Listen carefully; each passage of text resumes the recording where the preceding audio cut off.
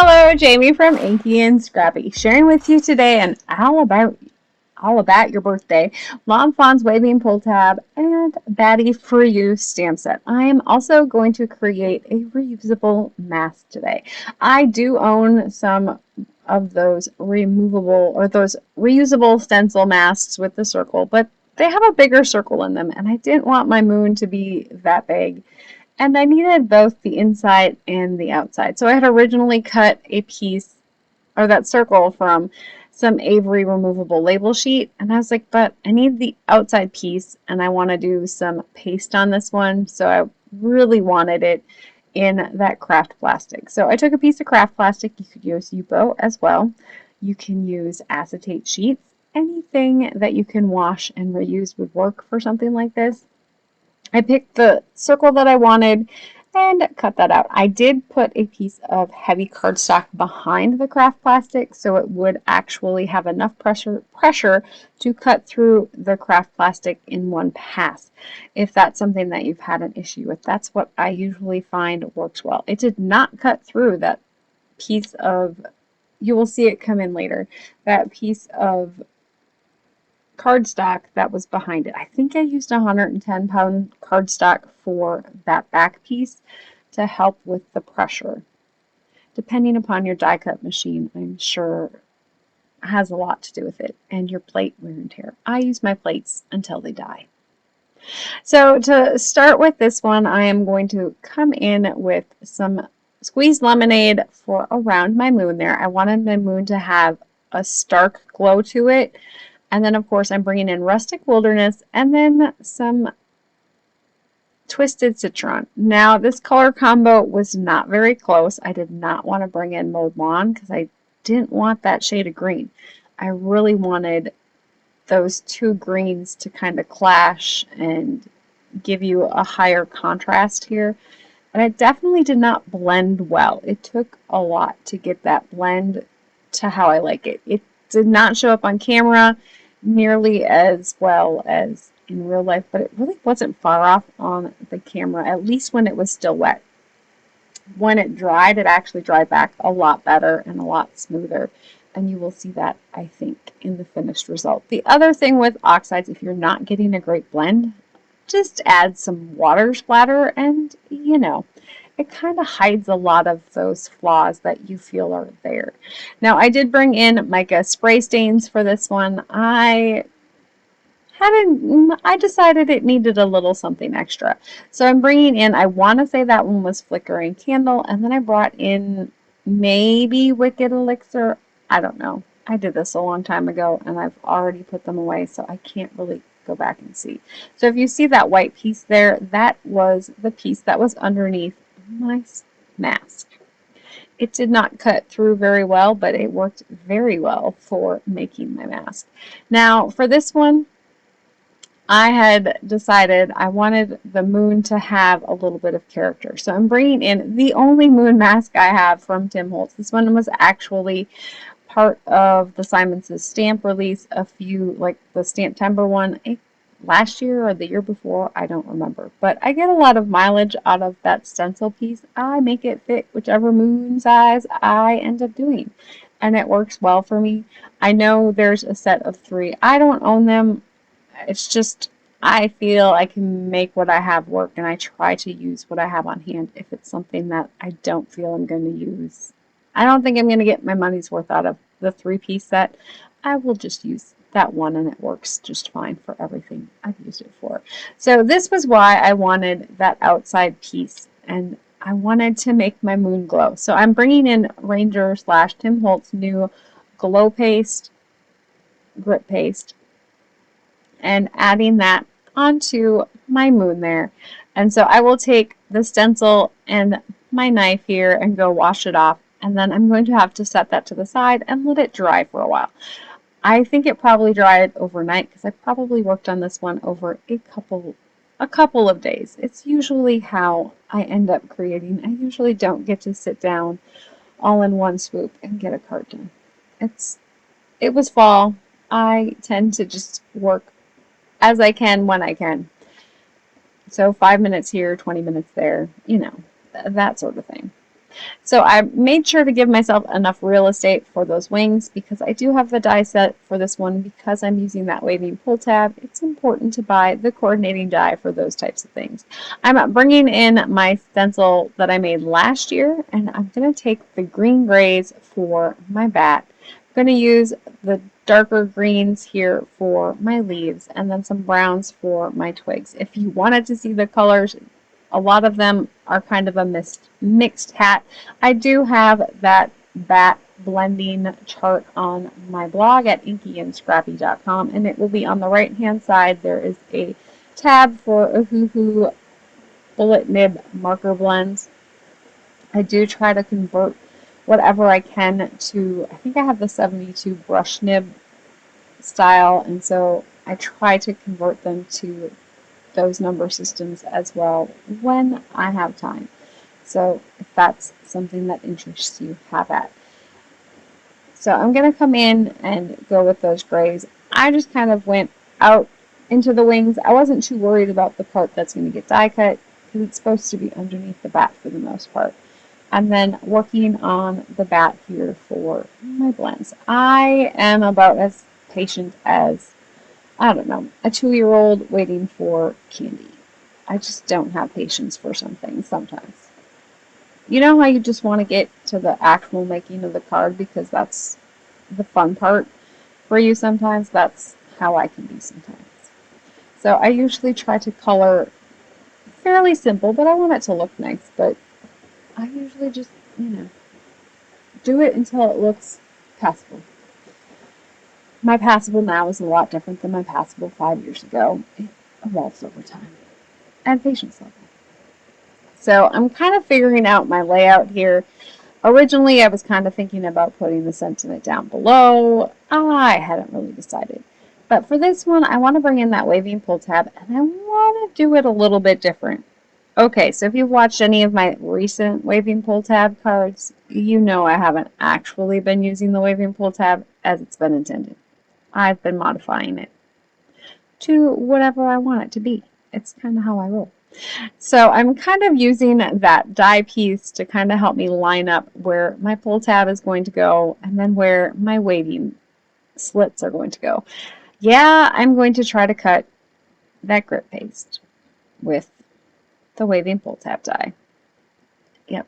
And it actually worked. I think I ran it through probably 2 or 3 times on that part. I did end up, 2 times. So I did end up pulling a little bit of the paper off of the back. I wasn't overly worried about it. It's thick enough. It's going to be hidden for the most part. Anyways, it did leave a very good sized indent into my moon on the top part. But it's going to get covered up by the bat anyways, so it's not that big of a deal. But if that's something that you're worried about, well, I don't know what to tell you. Maybe cut it before you paste it and then make sure to remove the paste before it dries. And I don't even know if that would work, but this is what I ended up doing. So I did add a little bit of those greens to the top of my pull tab piece here, as that's the only part that's going to stick out.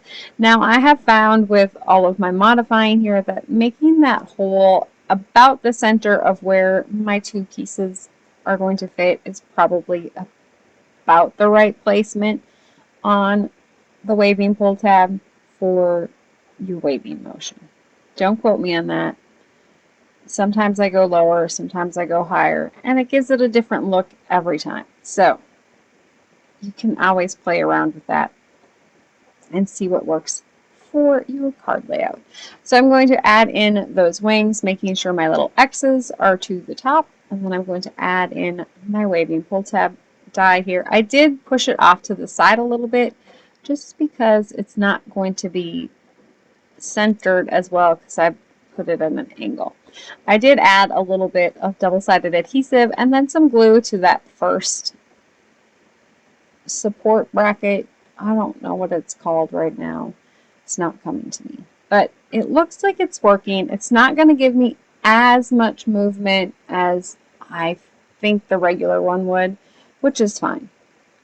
I didn't care if I had the full range of motion there. A limited range of motion was fine with me as long as I got to put my bat in on an angle and still make his wings fly. or flat. That was kind of what I was going for. So I'm going to add my little bat body on here with some double-sided foam tape. It gives those wings a little bit of room to fly, and I can wiggle it around just a little bit here. I don't think it was quite centered enough. Now, my one wing is way farther out than my other wing, and that's just because he's at the angle. To kind of help combat that, because my waving pull tab is kind of sliding around a little bit and sloppy, I'm going to put a second brace or bracket on the bottom here.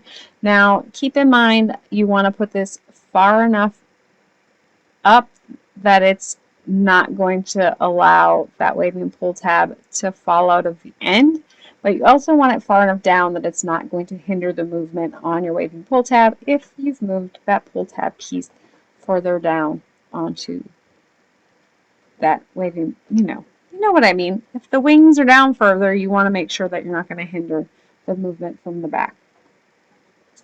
So now comes, the details, or the fun part, decorating it to finish off the card front here.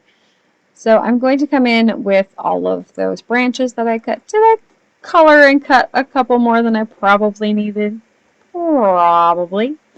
I wanted to make sure that I had enough and I didn't feel like I was being too sparse with them.